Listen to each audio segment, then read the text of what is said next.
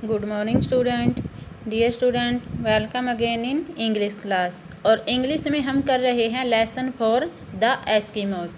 इसमें हम पार्ट 1 यानी कि हाफ लेसन हम पिछली वीडियो में पढ़ चुके हैं और पार्ट 2 आज हम पढ़ेंगे। तो student, let's start. During winter the Eskimos live in snow house called igloo. सर्दियों में एस्किमोज जिस घर में रहते हैं उसे क्या कहते हैं? इग्लू। To build an igloo, first of all they cut out a trench in snow। और सबसे पहले इग्लू कैसे बनाया जाता है? इग्लू को बनाने के लिए सबसे पहले स्नो में यानी कि बर्फ़ में कट आउट ए ट्रेंच, एक खाई को खोदकर इग्लू को बनाया जाता है। Then from it they cut blocks of snow. उसके बाद इसमें बर्फ़ को ईंटों के आकार में काटा जाता है। The snow blocks are set to form a circle.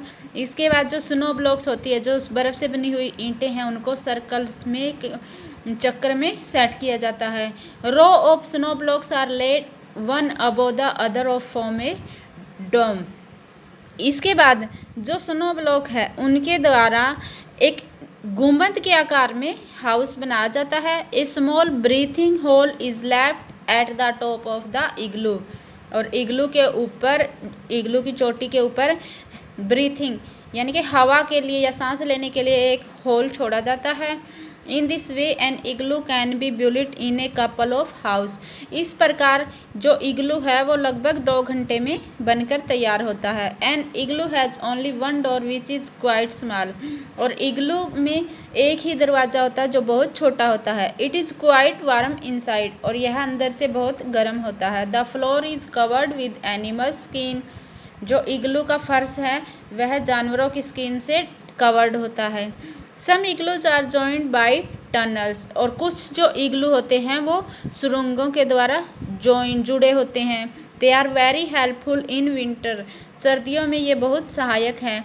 The Eskimos do not have to go out if they want to visit friends. अगर एस्किमोज को सर्दी में अपने फ्रेंड्स के पास जाना हो तो वो इसके अंदर से जा सकते हैं। They can go from igloo to igloo through the tunnels. इस प्रकार एक इग्लू से दूसरे इग्लू में जाने के लिए एस्किमोज जो है सुरंगों का सहारा लेते या एक सुरंग के सहारे पर जाते हैं। इसके बाद है the life of Eskimos today has changed a lot. अब जो एस्किमोज की लाइफ है उसमें बहुत चेंज हो गई है। Now they do not eat raw meat. अब वे कच्चा मांस नहीं खाते। They have learned the art of cooking.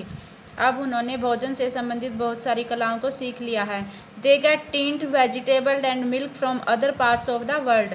अब वो संसार के दूसरे हिस्सों से वेजिटेबल और मिल्क जो पैक्ड होते हैं वो उनको मिल जाता है।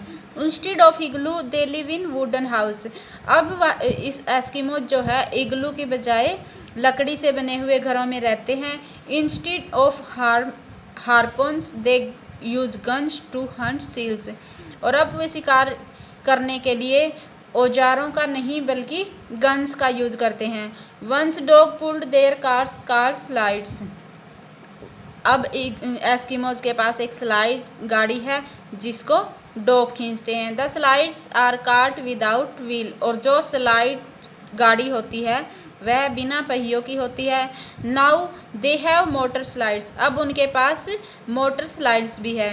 Some of them live and work in towns. कुछ एस्किमोज है जो कस्बों में रहते हैं और काम करते हैं। They send their children to school. अब वे अपने बच्चों को स्कूल में भेजते हैं। तो बेटा, आज हमारा ये लेसन कंप्लीट हो गया है। आप इसके वर्ड मीनिंग अपनी नोटबुक में राइट करें और इस लेसन को दोबारा फिर से रीड करें। Thank you and have a nice day.